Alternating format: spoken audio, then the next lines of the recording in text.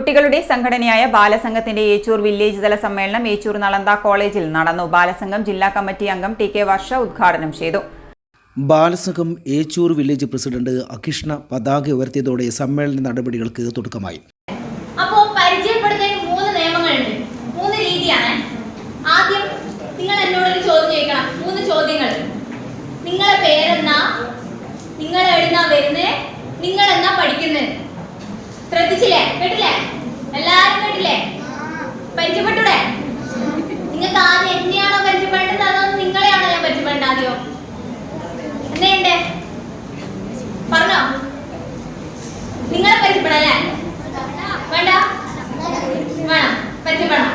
നിങ്ങൾക്ക് നിങ്ങളുടെ പേര് ഷാറൂഖ് ഖാനോ മോഹൻലാലിനോ മമ്മൂട്ടിനോ ഞാൻ ദുബായിന്നാ വരുന്നോ എന്നാ വെച്ച് പറയുന്ന ഇവിടെ ആരും ഒന്നും ചെയ്യേ. ഞാൻ ചോദിക്കട്ടെ, നിങ്ങൾ ഒച്ച കേൾക്കുന്നത് വരെ ഞാൻ ചോദിക്കാം. അങ്ങ് ഏച്ചൂർ ടൗണ് വരെ ഒച്ച കേൾക്കണേ. റെഡിയല്ലേ കൂട്ടുകാരെ? കൂട്ടുകാരെ ചോദിക്കട്ടെ, നിങ്ങളെ പേരെന്നാ? കാര്യം പേരില്ലേ? എന്താ പേര് പറ. പേരെന്നാ? പേരെന്നാ? പേരെന്നാ? നിങ്ങൾ എവിടുന്നാ വരുന്നേ?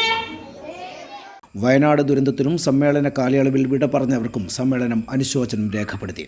വില്ലേജ് കമ്മിറ്റി അംഗം കെ ദേവനന്ദ അനുശോചന പ്രമേയം അവതരിപ്പിച്ചു.